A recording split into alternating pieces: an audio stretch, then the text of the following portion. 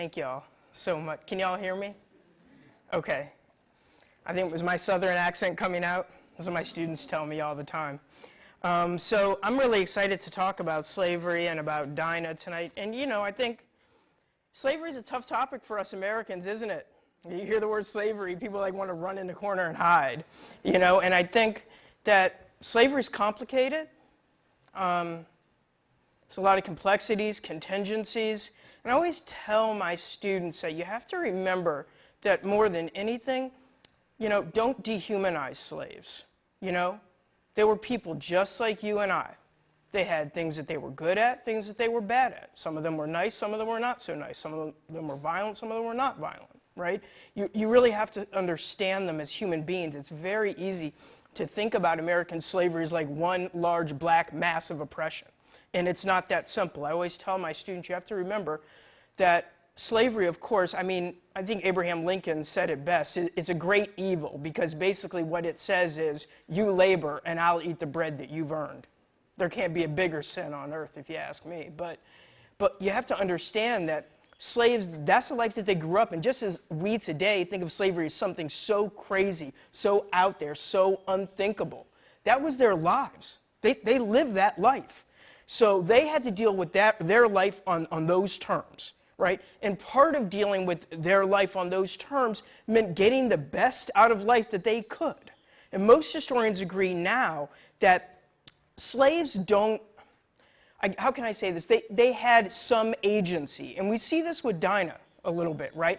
That is to say that slaves tried to get the most that they could from a really bad situation. One historian that I know, he just recently died, Ira Berlin, talked about slavery as somewhat of a form of a negotiation, right? Slaves are pushing every chance they get to make their lives a little better.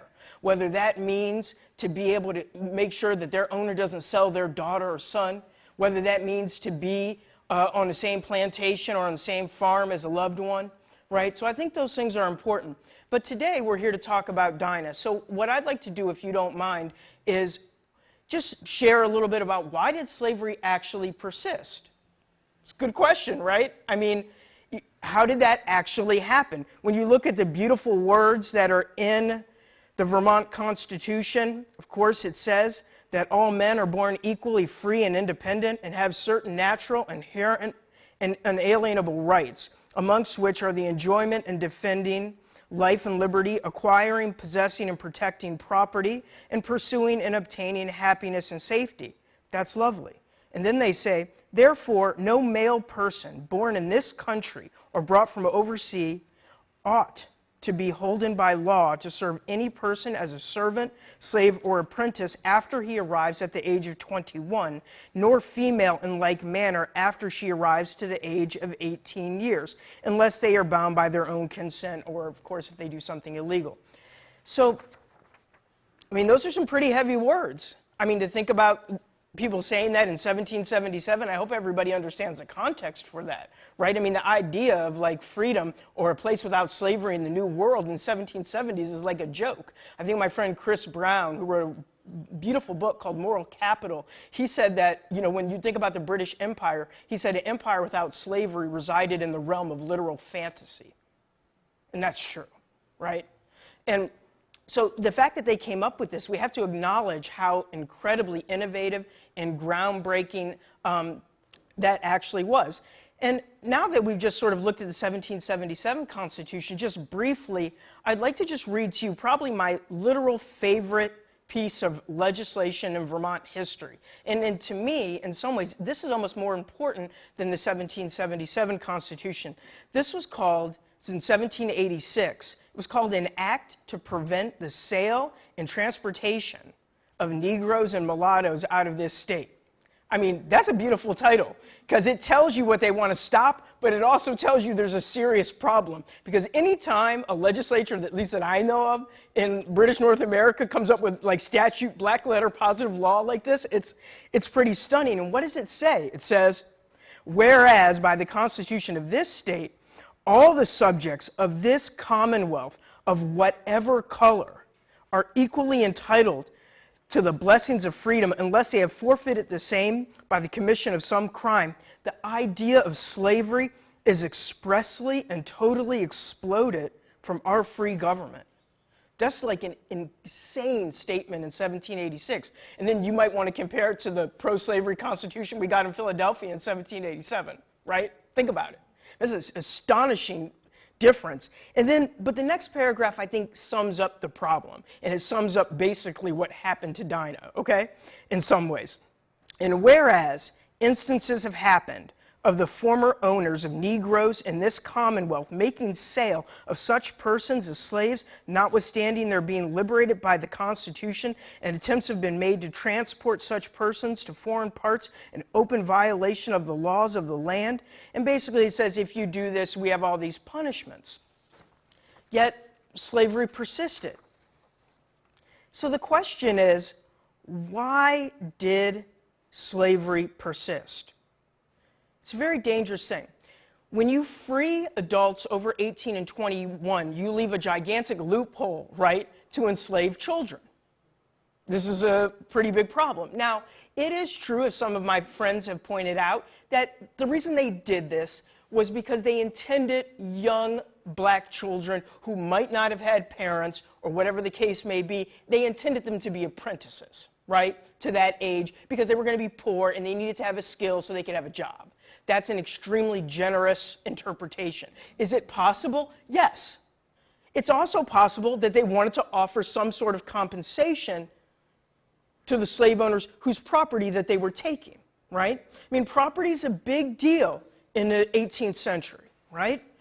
I always tell my students, if you're going to understand one thing about America, understand that property meant liberty, and then we can go from there, right? So when you're taking away somebody's property, you're also messing with their liberty. Right? So we have to be careful, how are we going to do this? Right? And this would continue on in the rest of the United States right up until 1865. It's a debate over what the government can do with what, say, if I owned you, consider my private property.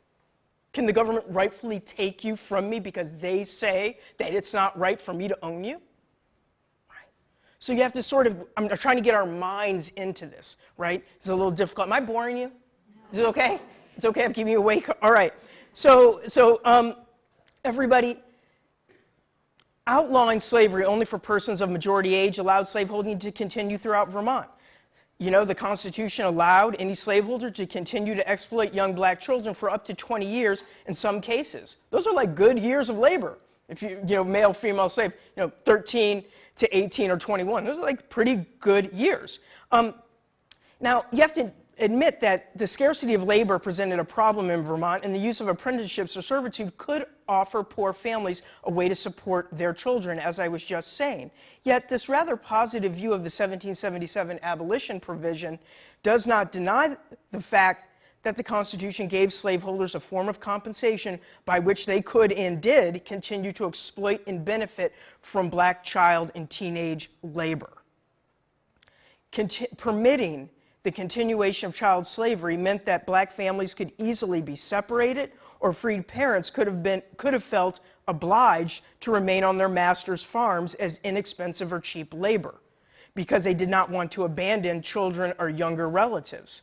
Thus, the Vermont emancipation provision actually carried potentially devastating effects on black family and black family kinship networks.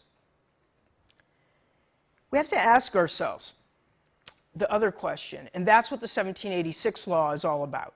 The continuing existence of child slavery provided slaveholders ample time and opportunity to devise methods to sell their slaves to New Hampshire, New Jersey, New York, Quebec, the southern states, or the West Indies. New York had a very large slave population in the 1770s and 1780s. Even as late as the 1810s, they had like 10,000, 15,000 slaves. So in the 1770s, nobody in New York was talking about getting rid of slavery. And of course, in New York, they don't even adopt gradual emancipation until 1799, New Jersey, 1804, the last two northern states, right? So, so this is a dangerous sort of thing. And then, of course, one of the questions I asked in the book is, well, how could Vermont authorities actually verify, even if they wished to, whether slaves had reached adulthood and should be free? A slaveholder could simply lie to authorities to buy more time before selling a slave out of the state.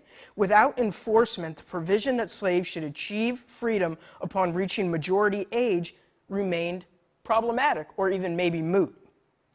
By offering nothing in terms of enforcing its anti-slavery provisions, the framers of the Constitution allowed slavery to continue, right? They're not actually enforcing it, okay? And people know that certain people are owning slaves. And what's sort of stunning is the amount of silence that we have about these things. Now, we would need, I guess I could ask my dean to give me a year or two off and maybe I could figure it out. We would really literally need to go through all the court records from all the separate counties to know exactly how this worked on the ground, right? We really would have to do that. And the Vermont court records aren't super well organized, right? So you'd have to look for cases of kidnapping or habeas corpus or something like that before we can really dig in to this any deeper. So let's just go a little bit further with slavery's persistence, and then I want to talk a little bit about female slaves, what they did, and this problem of what we call archival silences, and then we'll talk about Dinah. Is that okay? Is that all right? Okay. Because I'm a historian, so I think context matters, right? I think it's very important to understand. And again, you know, how can I say this? I descend personally from a long line of white slave owners, and I guess they would have called them back then mulatto slaves from South Carolina and Virginia, and I can trace my heritage back to the 1620s. So I am just full of blood of slave owners and slaves all mixed together. And so I think sometimes it's easy for us to be very critical of what was going on with slavery, and I think rightfully so, as I think the first speaker or second speaker pointed out.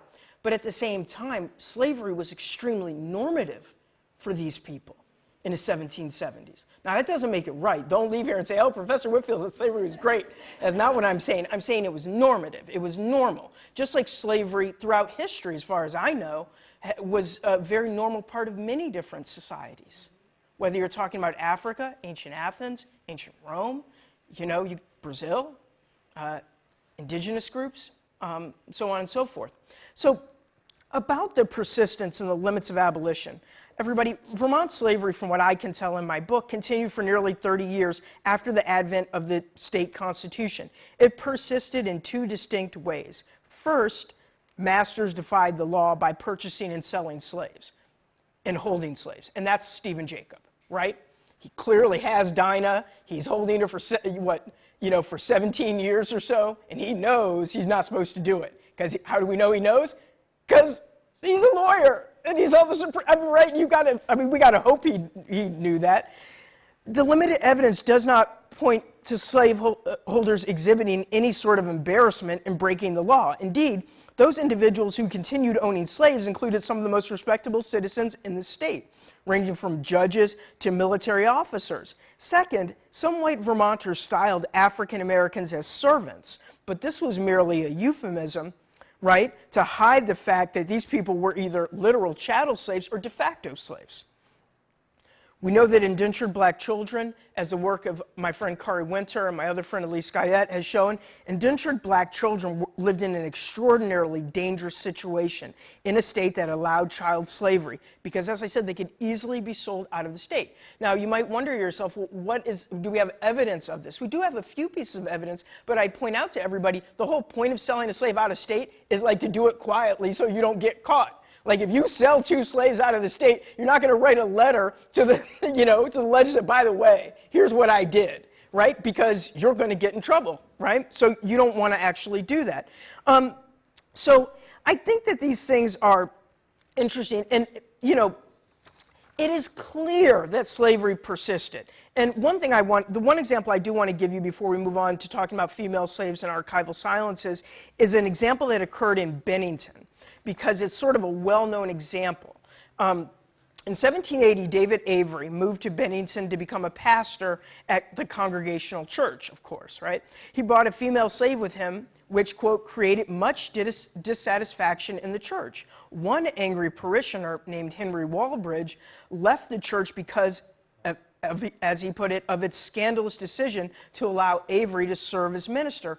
However, those who opposed his ownership of the woman, quote, appear to have been in the minority. Avery and other problems with his congregation, including his unwillingness to strictly follow the faith in his preaching, resulted in him resigning and leaving town. At first glance, this might seem like a victory for anti-slavery residents, but Avery's resignation had more to do with religious issues than his slaveholding. He openly owned his slave and had little or no interest in abiding by the law. And here's the part that's the real kicker, right?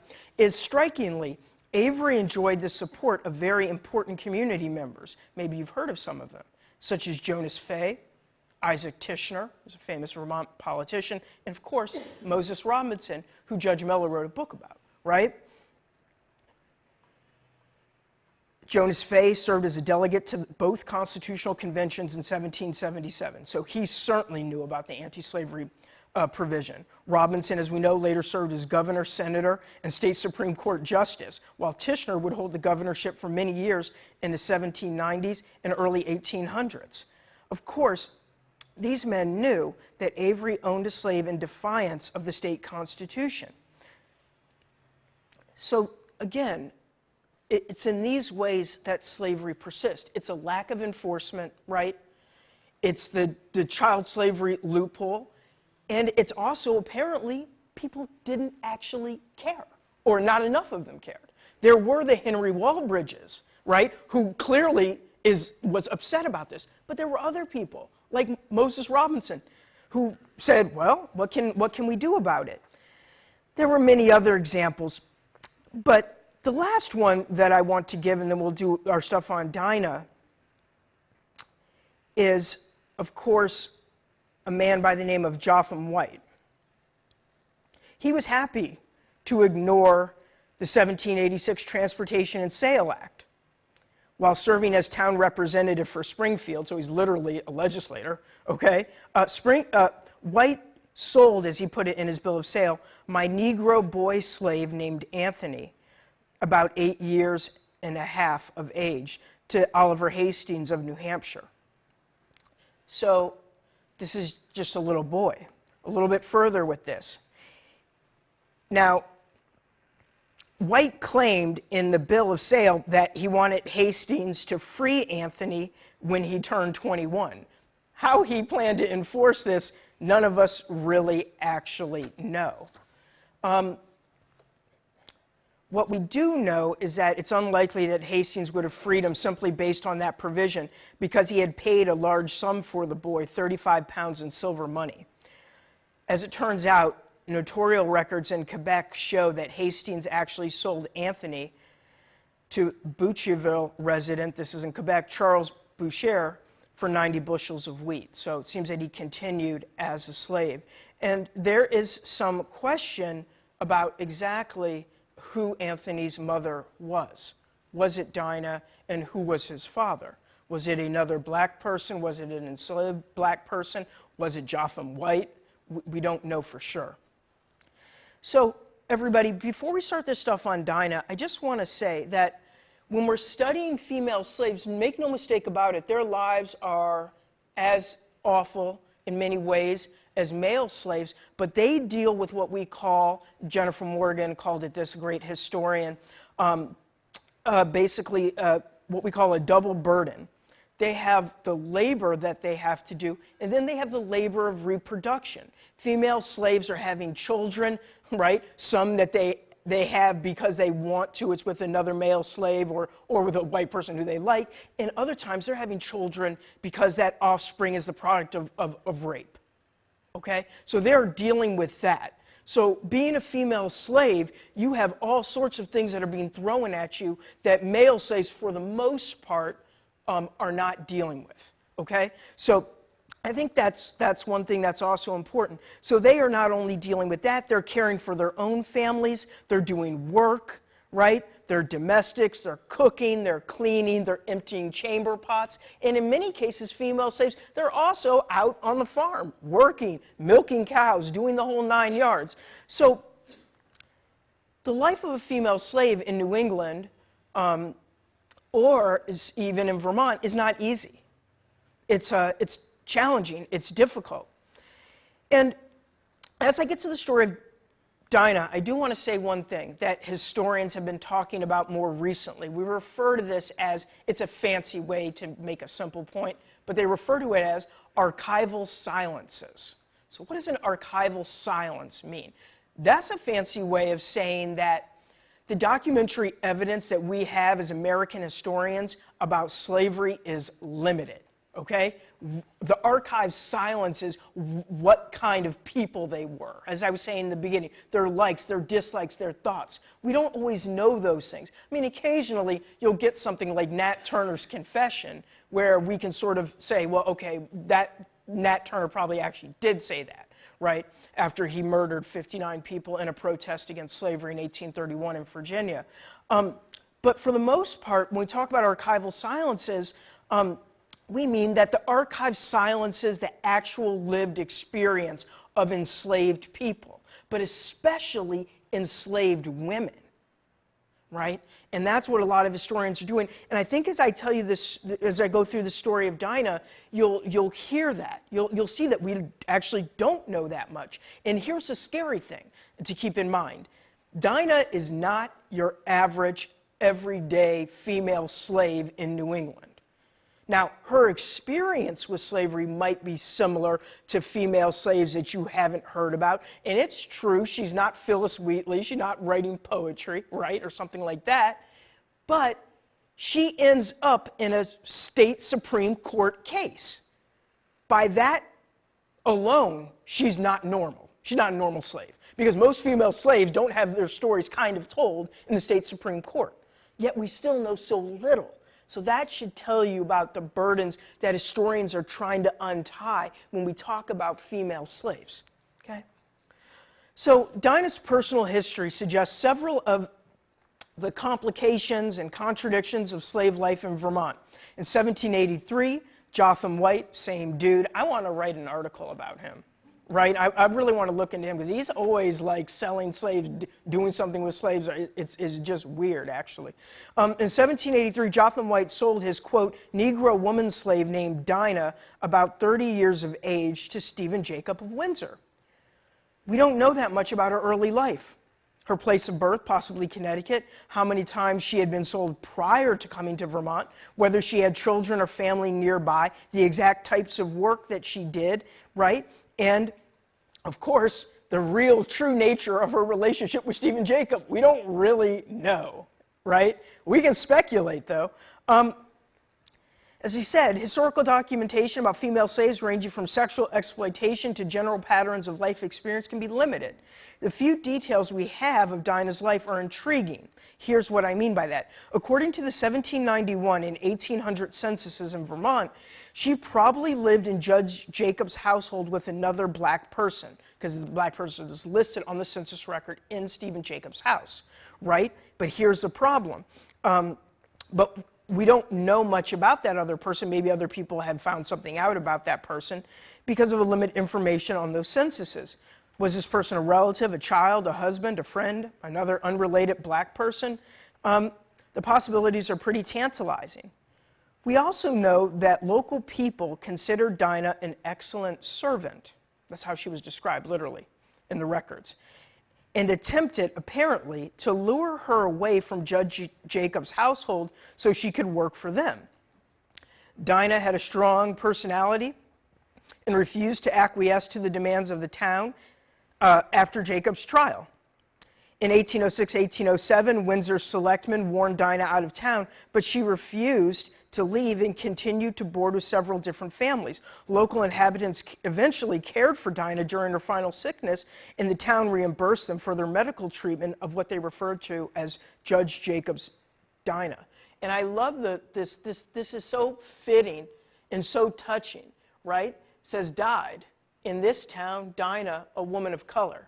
I think it's so humanizing. It's just in its simplicity. It really, honestly, you know what it reminds me of? It reminds me of what's on the gravestone of the great heavyweight fighter Sonny Liston, who people might remember who lost to Muhammad Ali twice, or maybe just once. But Sonny Liston, on his grave, who led just a brutal life, he said, the only thing I ever got from my father was a you-know-what whipping. Sonny Liston, on his gravestone, it just says, a man. That's it. And, you know, we're running out of battery apparently. But to say a woman, right, of color, it's recognizing not only her gender, but also the fact that she's a human being, she's a person, right? We don't get enough out of that, but still it's there. So on the other hand, by the way, Stephen Jacob's life is well documented. We have the Stephen Jacob House, right? We know a lot about him. After attending Yale, he settled in Vermont in 1778 and began practicing law. Certainly, he had read the state constitution and knew that it prohibited adult slavery. A man of ability, intelligence, and social standing, Jacob represented Windsor in the legislature, and he also served on the Council of Censors in 1785. So the Council of Censors, if you're wondering, 1785, they were looking at the Constitution to make certain changes to it. And they didn't make any changes to the slavery thing. So that, 1786, they decided to put that law in, but still makes you see that they weren't enforcing it, as my dear mentor and friend Nick Muller likes to point out. Jacob also served on the Governor's Council and was actually sitting on the Supreme Court of Vermont during the time the selectmen of Windsor brought suit against him for cost incurred for taking care of his former slave.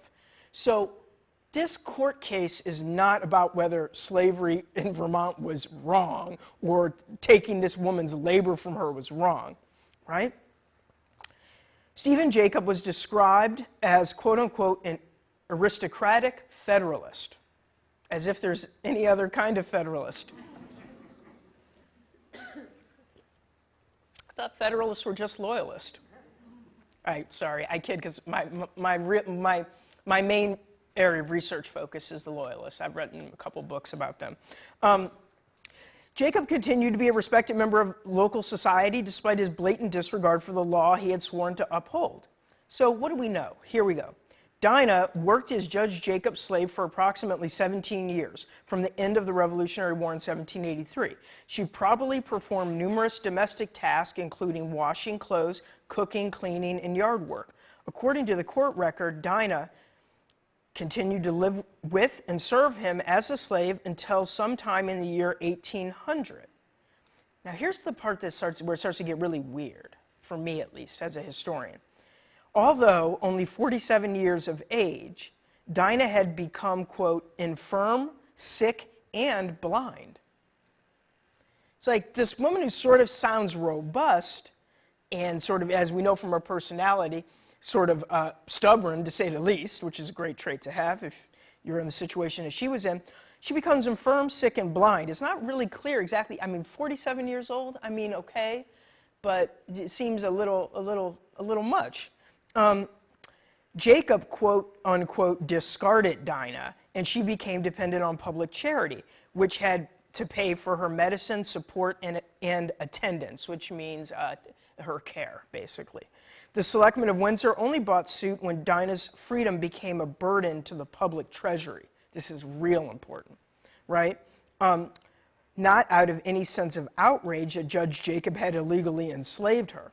Since the plaintiffs sought to recover damages incurred for caring for Dinah, they needed first to establish that she had been Jacob's slave. This did not seem to present a problem. Why? Because they had a bill of sale, which survived. We still have it, or we have a typed up copy. I don't know if the Vermont State Archives, we still actually have the original.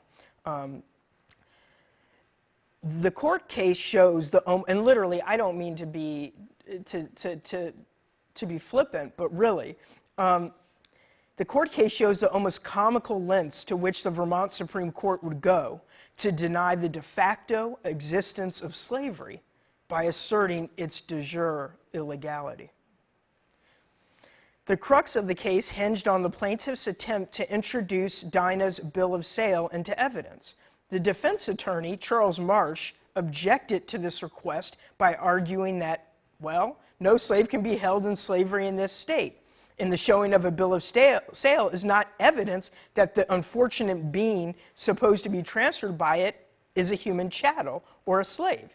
He concluded that the bill of sale was void because of the first article of the 1777 Vermont Constitution. Isn't that great? It's hilarious. Right? It's almost like you could do a play out of this, right? It's just so, but he did this all with a straight face. Judge Jacob's counsel further argued that his client could not bear responsibility for the money spent by the town because slavery did not exist in Vermont. This despite the authenticity of the bill of sale and the fact that the court and community knew that Jacob had held Dinah as a slave. The attorney for the plaintiff attacked this reasoning because it excused Vermont slaveholders who continued to flaunt the law from any sort of responsibility for their black servants or slaves who could be turned out of the house when no longer useful, which is exactly, absolutely correct, right? The plaintiff's counsel, Jonathan Hubbard, highlighted the continuation of slavery in Vermont as late as 1800 and the dangers of ignoring it. He argued that though, quote, no person can hold a slave de jure by our Constitution, yet there may exist among us a slave de facto. He also shifted to higher ground, that if a master will hold an African in bondage as a slave contrary to right and for a succession of years during which the slave de facto spends the vigor of her life in his service and in which she may be presumed to have earned for the master sufficient to maintain her in the decrepitude of old age, there is a moral obligation upon the master to support her when incapable of labor. He further argued that the laws of the United States, which acknowledge slavery, held sway in Vermont, and thus the bill of sale should be admitted as evidence. Marsh offered an effective rebuttal. According to him, Judge Jacob had brought Dinah into Vermont, and, quote, there can be but little doubt from the excellent character and disposition of her master, she would have so continued until this time in sickness and in health. He then accused the selectmen and others of enticing Dinah away from Judge Jacob. So this is where it gets kind of weird, right? We're not exactly sure. It's like, were the people like trying to get her to go away from him so she could do work for them? But if that's the case, then how could she be described as infirm, blind, and like can't walk? Or, you know, it doesn't. It's just it seems weird, right? So Marsh continued that discovering that Dinah was an excellent servant and wishing to profit themselves of her labors, they inveigled her from her master's service, family and service, by the siren songs of liberty and equality, which have too often turned wiser heads. Marsh asserted that they had, quote, wasted her strength in their service and she became blind and paralyzed. As a result, he denied that Judge Jacob could be held responsible for her maintenance. In an argument of amazing hypocrisy, Judge Jacob's counsel claimed that his client did not attempt to retrieve his slave because of his obedience to the Constitution. Because Jacob believed that he could not legally hold her as a slave. This in spite of the fact that he had done so for the better part of 2 decades. I mean, it's just like... I mean, like, I've read weird things in the history of slavery. It's just like, this is great. I mean, I might have to do a whole nother book on this. Okay. Jacob denied that he should be responsible for maintaining Dinah and that the best way to deal with the situation would be to warn her out of town, which is exactly what they ended up doing, right? Jacob clearly felt little concern for Dinah despite the excellent service she had rendered him for so long. His attorney concluded that the real question hinged on whether the defendant was obligated to refund monies advanced by others for the care of his former slave in a state where the principle of slavery cannot be admitted. The assistant judge, who you've probably heard of, Royale Tyler, argued that the Vermont Constitution strictly outlawed slavery and that the federal Constitution did not affect this particular case. He thus objected to the bill of sale being introduced as evidence. He seemed to take very little notice of Hubbard's argument about the de facto continuation of slavery in the state. Tyler preferred to adhere to the wording of the Constitution of 1777 rather than to examples of how this provision had been ignored, subverted, and contradicted. The chief judge, Jonathan Robinson, agreed with his assistants, declaring that, quote, when the question of slavery involves solely the interest of the inhabitants of this state, I shall cheerfully carry into effect the enlightened principles of our state constitution. As a result, he did not allow the bill of sale into evidence which non-suited the plaintiffs. So what does this all mean? Dinah's case has several points of significance for the study of Vermont slavery. It seems that the residents of Windsor accepted Jacob's slaveholding. They had to know of the enslavement of this woman. Windsor's small today. It was probably smaller back then. The court case itself showed the willingness of the justices to accept a legal fiction. I see nothing has changed, okay? That slavery did not exist because the state constitution banned it, while ignoring the reality of slaveholding. The judges certainly knew that their fellow justice had a slave in his household. They seemed unwilling to admit that one of their own had so brazenly broken the law and defied the Constitution.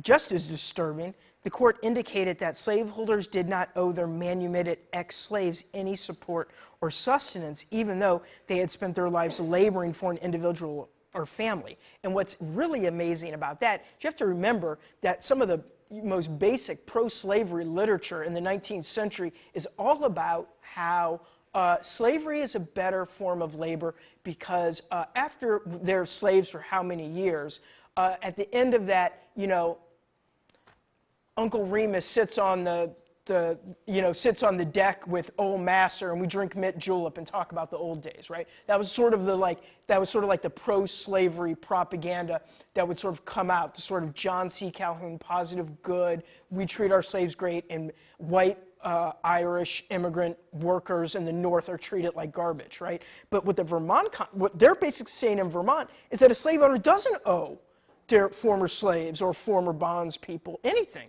So I think Jonathan Hubbard's argument's extremely important in a certain sort of way. The other thing I should mention is that the court papers also reveal that some forms of slavery would be accepted in Vermont as part of the lex loci of another state. And however, once an individual with slaves became an inhabitant of Vermont, his or her bill of sale proving ownership would cease to operate. And this is very important because people in the 19th century bought slaves, you know, 1800s, 1820s, 1840s, bought slaves into Vermont and kept them as slaves. Right now, they were supposed to leave after 6 months, you know, or their slave was going to become free. Of course, is the most infamous example is Lucy Carolyn Hitchcock, I believe is Ethan Allen's daughter, right? She came up, and she was living in Burlington, I think between 1835, 1842 or something like that. And she had like 2 slaves. One of my former colleagues, Marshall True, wrote an article, a short article about this in Vermont History in 1977. And it's like clear, this woman was like holding slaves in Burlington between 1835 and 1842. It's just there, right? So, I mean, so basically, however, as I was saying, once an individual with slaves became an inhabitant of Vermont, slaves were supposed to become free. But this allowed slaveholder sojourns in Vermont, and without proper enforcement, people could continue to exploit and own slaves until authorities intervened. Dinah's case demonstrates that slavery persisted in the open and among the most respectable citizens. It also shows that when Dinah refused to accept the town's attempt to warn her out, the selectmen had to care for her in her final days. In this sense, she successfully claimed the right to have her medical and other expenses covered by the town where she had served one of its most eminent residents. So I think that leaves us at a point where we can talk a little bit more about Vermont slavery. And I promised that I would sort of get this done, and I think I did in a good time. So I hope that you all will have lots of questions. I'm happy to answer questions about as much as I can about slavery in Vermont or slavery in New England writ large, which is my area of expertise, also Loyalist slavery. So I'm happy to do that. I'm one of those people who's interested in what I guess we're calling now slavery in northeastern North America. And that's basically slavery from about Pennsylvania, but really New York, New Jersey, New England, and then of course the areas that I study closely, Nova Scotia, New Brunswick, Prince Edward Island, Cape Breton. So I'm happy to answer any questions that I can, and I hope I haven't bored you to death.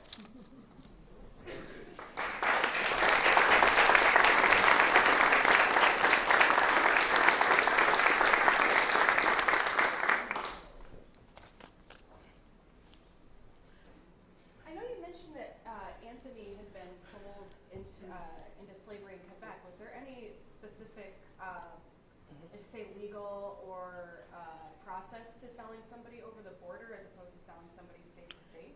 Well, I think that they just did it because they could, because they knew in Quebec there was a slave population. One of the most interesting parts of research that people are starting to do now is of basically black people. We always think of like African Americans running to Canada for freedom. The reality is, in some places, before lower Canada, which is what will be Quebec, before Upper and Lower Canada and the Maritimes sort of get rid of slavery, sometimes you hear about slaves trying to get to the United States for freedom. It's really interesting. I know this group of slaves in Prince Edward Island, they sort of attempt this sort of harebrained scheme to get out of Prince Edward Island, and part of their plan after trashing the governor's house, right, which was well-deserved, was to go to Boston. That was their plan, right? And this is in the 1790s, right? So by then, slavery had ended in Massachusetts. Some people think through the Constitution, some people think through the Monbet case and so on and so forth. But no, I just think it's something that they thought that they could do. And because slavery was legal in, let me rephrase that. In Canada, slavery was sort of recognized as part of common law, like your right to private property. I'm not totally sure about Quebec, but I know in the Maritimes, there's no statute law making slavery legal, okay, except in Prince Edward Island. It's just considered a form of private property. But no, I don't know that there was much of a difference. Why did he sell them up to Quebec? And it's only because of the fact that I do Canadian history that I knew to look at Marcel Trudel's books, where he does sort of something similar to what I'm doing right now, doing a biographical dictionary of slaves, that I thought, well, maybe I'll find them, and I found them there.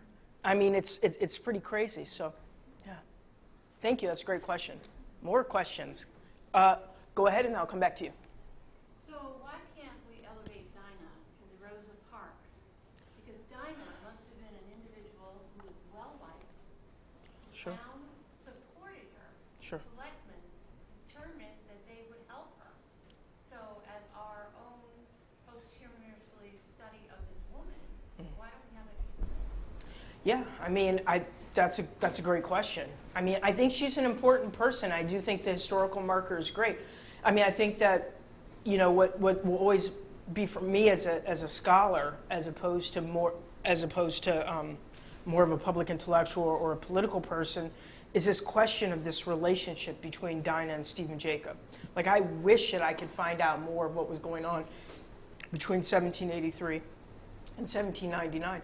But her place, as you point out, is very important. But I think it's because in Vermont we like to focus, you know, there's other people that people have chosen to focus on, like Lucy Prince, right? Gretchen Gerzina's book. But I think Dinah's story, as you point out, it's a story of tenacity, it's a story of work, it's a story of refusal to sit down to domination, but it's also a story of her being an enslaved black woman, right? And what do we know about her family? So I think Dinah's an extremely admirable person who does deserve the attention that she's getting.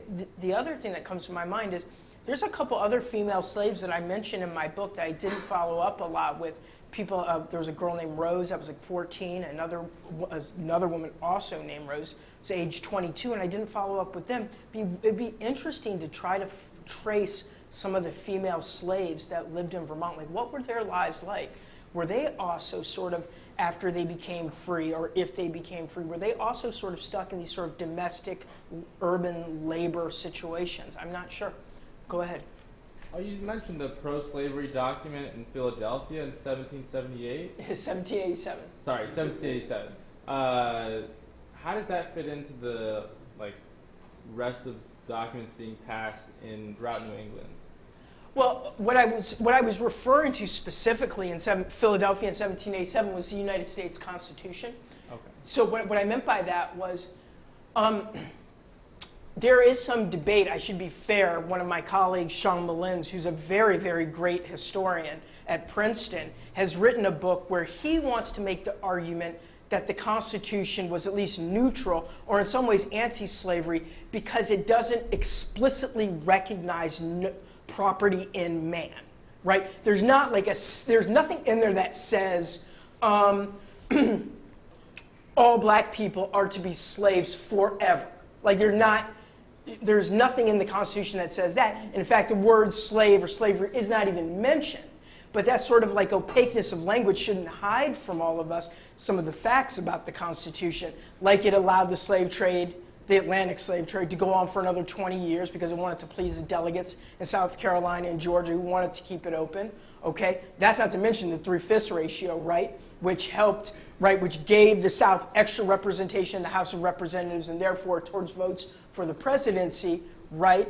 And also it recognized fugitive slaves. There's also the domestic insurrections clause. They don't tax exports, right? Slave exports made in slave states. So that's why historians consider the Constitution of the I'd say the majority view among historians is that the Constitution of the United States was pro-slavery.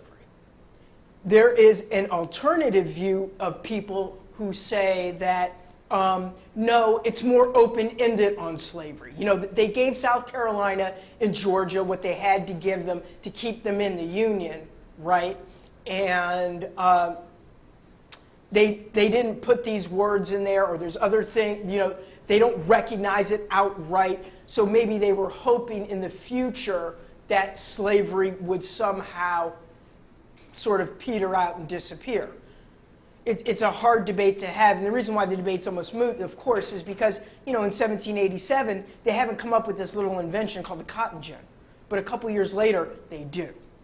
And slavery starts to move to the South and the Southwest. And what we consider the cradle of the Confederacy didn't even exist, at least as part of the United States, in 1787. But then the United States becomes a cotton-producing country. Slaves and the export of cotton is like the most valuable thing in slaves in the United States, with the exception of the land itself, you know, as James Horton used to say.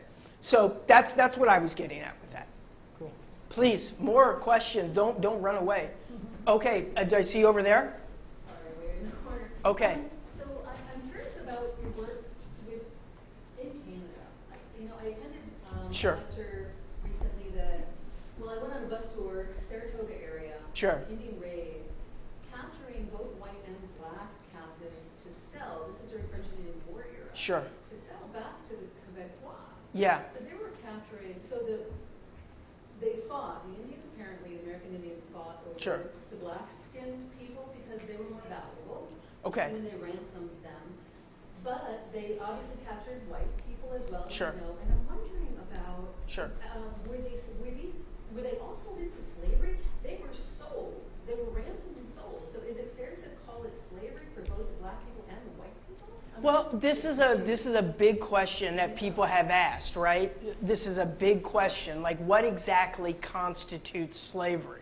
Like, if you lose your freedom to me, and you have to do what I say, and I can make you clean my house, clean my car, do whatever, are you a slave in the same way that if you are born a slave into my family, we own you as a slave, and then you have children, and your children belong to me, and they're slaves, that's slavery, right? It's sort of like this difference that people are trying to make right now. It's a big question that's come up about some of the people, Irish people, who were sent to Barbados, right, in the 1600s by people like Oliver Cromwell, right? They had a phrase, they call it being Barbadosed. It was like literally a word that they used. And they would put them there sometimes on 10, 12, 15-year indentures. They knew darn well that those people were going to be dead by the end of that, right? Were those people actually slaves? Or were they indentured servants, right? It's a very complicated question. And this is one of the things about New World slavery that's so different from slavery in the ancient world. Slavery in the New World, we based it on race. We based it on skin color, right? But in other parts of the world, slavery in the ancient world was not based on skin color. You could walk into Rome during the time of Julius Caesar or during the time of Nero, and you could see people walking around on the streets who were slaves that had white skin and red hair. And in fact, During Roman plays, just like in the United States, when we wanted to have a slave in a play, they wore blackface, right? Like white actors wearing blackface. Back in ancient Rome, if they wanted to sometimes portray a slave, they wore a red wig. Because a lot of their slaves were from Thrace, and they happened to have, what the stereotype was, they had red hair. So it's one of those great questions that you've asked, is the question of what is slavery? How do we define slavery? One historian has said that we define slavery as social death, right? But I think a closer mark to it is maybe what David Bryan Davis called it, and he says, you know, it's sort of when a human being is basically treated as an animal. Like they are not treated as a human being with certain rights or whatever. So I would say, gosh, I mean, I think if you have your freedom taken away in that context and you are enslaved by an indigenous group of people, I would say if it's not slavery, you're not free, right? And there's a new concept that historians have been using that's not necessarily, as we're talking about, like chattel, racial chattel slavery, like we know it in the United States. They're calling it unfreedom. People who are not free, they're not quite slaves. They're sort of in this in-between ground. Very complicated. And I don't mean to belabor the point, but it's very similar to early Virginia. As some of you probably know, slavery doesn't just pop off full-grown in 1607 or 1619 when some of the first black people get to Virginia. It's not like that at all. It takes them 40 years to come up with the first sort of slave, it's a very primitive slave code, but sort of like a slave code. There's 40 years in Virginia where there's black people there. Some of them are enslaved or indentured. Some of them are free. Some of them own property. They're not all slaves. And I guess what I'm saying is that we don't know exactly what the status of all black people in Virginia was in 1640. Because some of them were clearly free, some of them were clearly not free, but they're not quite chattel slaves because the state of Virginia hadn't come up with a chattel slave code, right? So it's not always clear, is what I'm saying. And if I had a better answer for you, I'd give it to you. It is confusing. Right, no, it is. That's a great way to say it, is that in any historian that tells you that we have all the answers about American slavery is not telling you the truth. Because every example that I'm giving you, if I had one of my friends or colleagues here who was also a historian or expert in American slavery, they could give you 10 counterexamples. It is a system that is based on contradictions, contingencies, and confusion. It's not an easy system. We want it to be black and white, and it's not that simple. So this is what Jacobs profited from, basically. It was this confusion, right? He was able to legally he's doing with confusion, but also with the willingness of local people to look the other way. And that could be a result of the fact of his class level, right? I mean, there is still, even though it's going away more, there is still a deferential culture in the United States post-revolution. So it's hard to say. That's why I wish I knew more about what was going through Stephen Jacobs' head. Are there more questions? Please, go ahead. One of the things that might be useful is to read the minutes of the selectmen, because that would indicate how they perceive the situation. And because it's not unlikely that somebody could be warned out of town, white or black or red, doesn't matter what.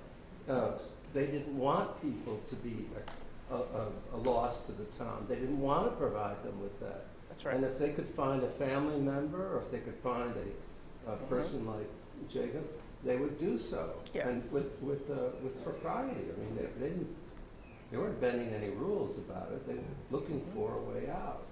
So I think that a little bit of diligence in researching the minutes of the town would indicate further how the town perceived it. Mm-hmm. Yeah, I don't doubt that at all. And I would say though that some of the warning outs. I mean, I have looked at some of the warning outs, and it does seem quite often, and some of the stuff that I've seen in warning outs, that the people that are warning out seem to be not all black, but Black people are certainly present, it Well, seemed to me. They're uncollected. I mean, they don't have family. They don't have any relationship to anybody in the community other than that one man. Right. And that's the unfortunate thing. They were looking for some family member to take this person on. If there was a black man that was related in some way, they probably would have asked him. Yeah, and we have to, and maybe this is part of the whole thing about looking at the selectmen's records. We can look at that, and we could go deeper into that, but there's also a possibility that some of the things that we were talking about with archival limitations might also come into play. There was a hand back there. Was there Vermont law concerning purchase of wives to remove the slavery and the race issue? Were there purchased wives that were brought into Vermont? Was there law concerning that? Because it certainly went on a great deal in other parts of the country. Not that I know of. I don't claim to be an expert in that. I can't answer the question because I don't know. And when I don't know something, I'm happy to admit it. Go ahead. So what would have been the punishment if he's not allowed to have a slave and he's found to have a slave, just to stop having a slave? Or? Yeah, that's a great question. I mean, what would it be, a fine? What would the enforcement be? It seems to me like when I look at some of the punishments that I've seen, at least the biggest punishment that I saw, they don't talk about so much the actual holding of slaves, which maybe indicates that they didn't think that that was the problem. What they think is a problem is what they refer to as kidnapping. So you not only have the 1786 law, but you have the 1806 law. And I think the 1806 law, to me, was a clear starting that we are going to bring the hammer down. Basically, it said, and this is very important, it says, it is hereby enacted by the General Assembly of the State of Vermont. Whereas there have been a number of instances of Negro persons who were minors having been transported by evil-minded persons from this to the other states in the province of Canada, where slavery is established by law, and they're disposed of as slaves, whose practice is contrary to the genius and principles of the good people of this state. And then what they do, which I think is which is very interesting, is they say, and this is the punishment part that we were talking about, if he, she, or they are convicted before the Supreme Court, are you ready for this? They shall be publicly whipped on his back, not exceeding 39 stripes, of course, or pay a fine not exceeding $1,000, and be confined to hard labor or imprisonment not exceeding 7 years. So, obviously, by 1806, they're just not having it, as the young people would say, right? Yeah. They've drawn a line. So, and as you were saying, more research is necessary, why in 1806? They have the 1786 law, but the 1806 law goes further, right? It's that, and it could be the movement toward a more northern or more Vermont identity that results in this. But clearly, so it seems to me that it wasn't so much maybe finding a slave listed in somebody's probate record, because I found at least one or two of those, I think, right, that they would grab this person, throw them in jail. What they're talking about, or what they seem to think is a problem with slavery, is that black people who are in this state, whether they're born here, whether they have families here or not, usually if it's children, you got to figure there's somebody that they're related to, but they're then taken and sold out of the state. That's at least how the legislature is perceiving the problem, right? And that's the sort of line that they actually want to take. So, again, and I think it has to be said, as I know time is getting a little short, but I just think it has to be said that what the Vermont founders did, at least from my perspective, is amazing. And I think what they did is important. And of course it was going to have problems because they didn't exactly have a lot of examples to look to, right?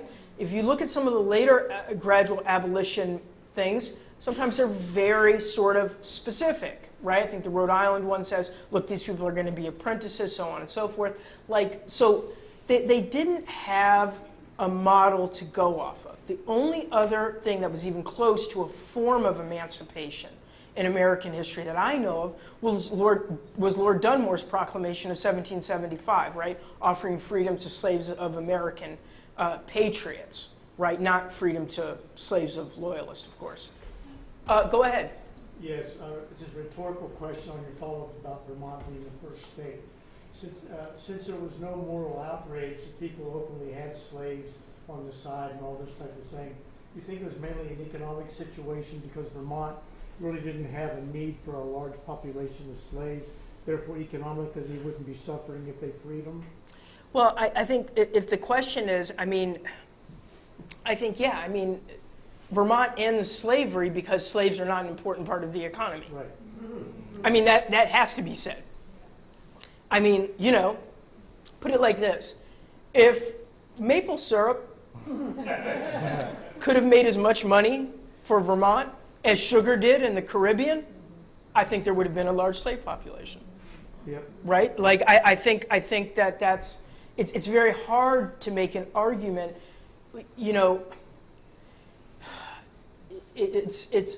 of course, in the northern states, right, the two states with the largest enslaved black populations, basically, are the last ones to adopt any form of emancipation, New York and New Jersey. That's not an accident.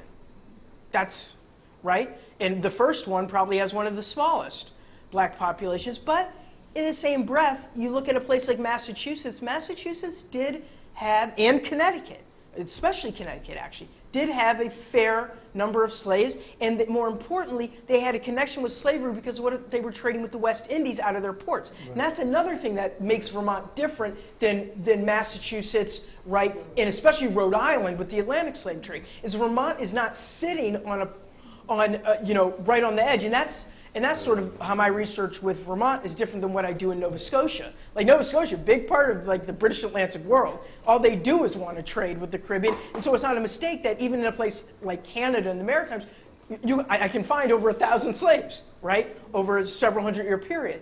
So I think, yes, obviously, if you live in South Carolina and you're Pierce Butler, one of the signers of our Constitution, and you own hundreds and hundreds of slaves, along with, the Pinckney brothers and John Rutledge and all of these other people, or George Washington, Thomas Jefferson, you can think slavery is a theoretical wrong.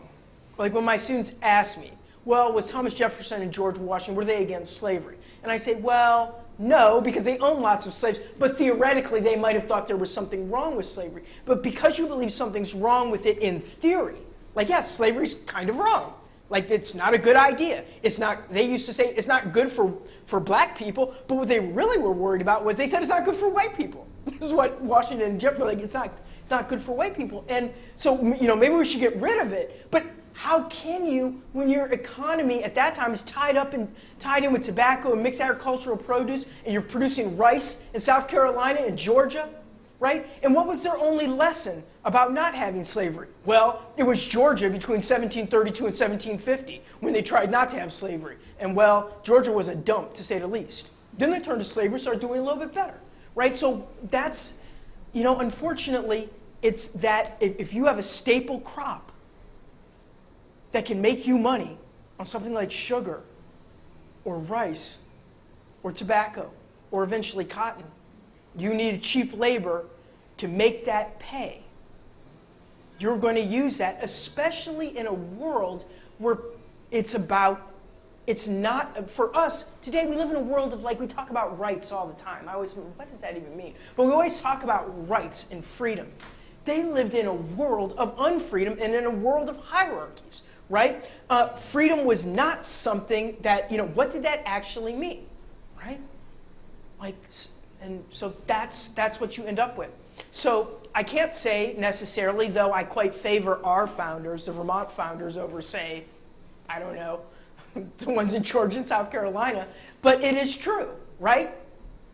Like Ethan Allen's farm near my old condo in Burlington, he did have a couple black servants working on it, but he doesn't need 40 black slaves to clear that land and to do something. What is he going to do with those people? He's got to feed them too. What is he going to do with them? But in Georgia and South Carolina, Virginia, slavery pays. And that's why they have it. Slavery is an economic system. The greatest historian of slavery we had, his argument is that what slavery did in America is very simple. He said, slavery, we talk about it being about race, and I tend to be more on the race side of slavery, but he said the real point of slavery was that it made class in America. And that's the late Ira Berlin. Let's take 2 more questions. Okay, go ahead, and then we'll come back there. So beyond Dinah's apparent personal appeal, do you think what she really meant to Windsor was she was a legal problem, she was a moral problem, or she was a financial burden?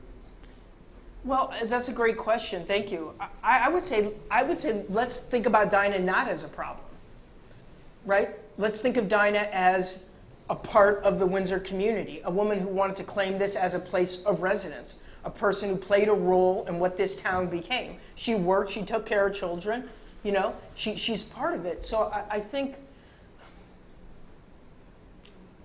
she's... Maybe she was all 3 of them. Yes, I think she's a poor woman, right? I mean, if you take away race and everything else in enslavement, she's a poor woman who tried to do the best that she could in the world that God gave her. And it's, you know, and it's that simple.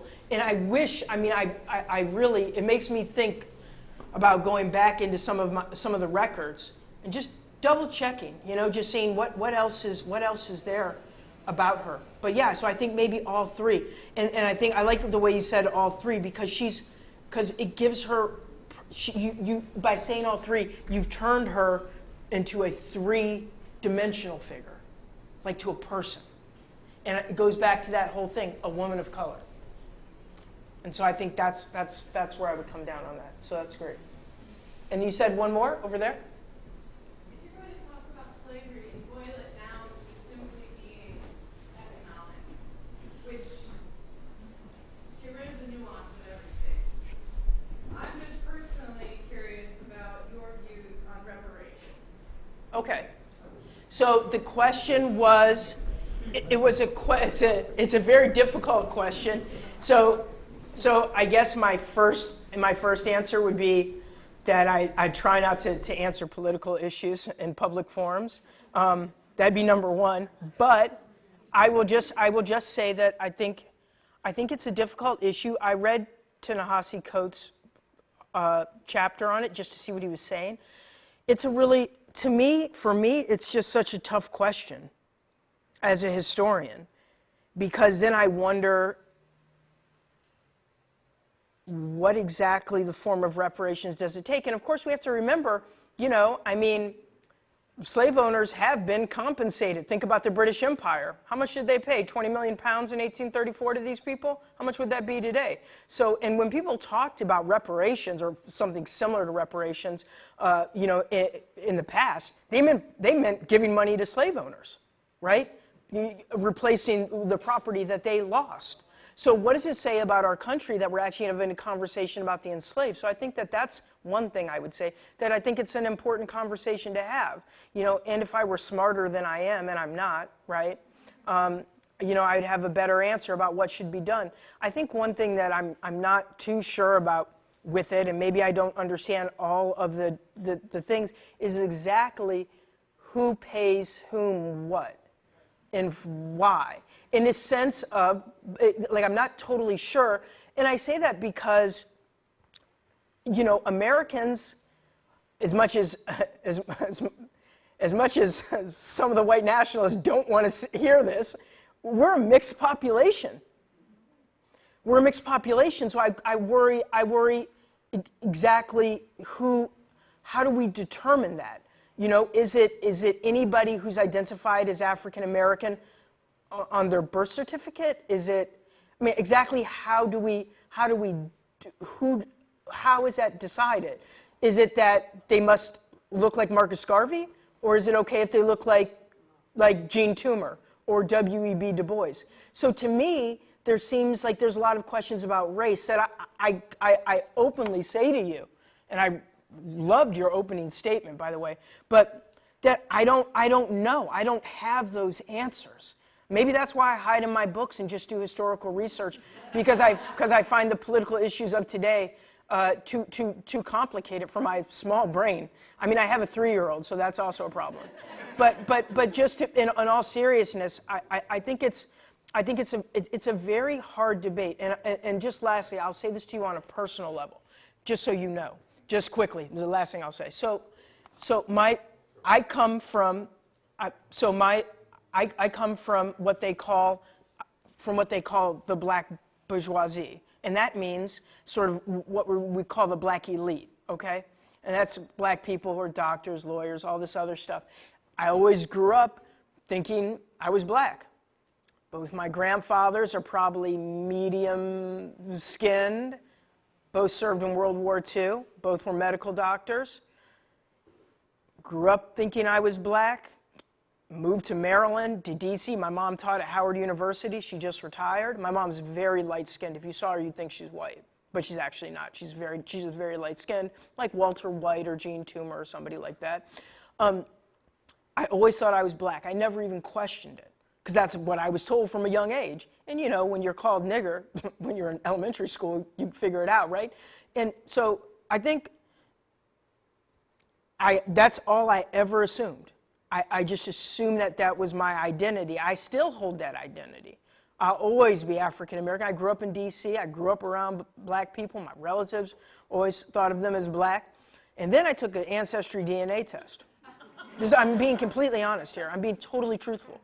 So I took this ancestry DNA test, and you know what it told me? It told me that my heritage was 56% or 55% European and 45% African. I never ever been told nothing about my white side, because that's the America we live in.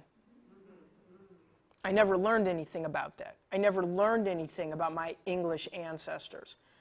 You know, turned out, though, as they refined their DNA findings, that the largest percentage I have is 41% British and Wales.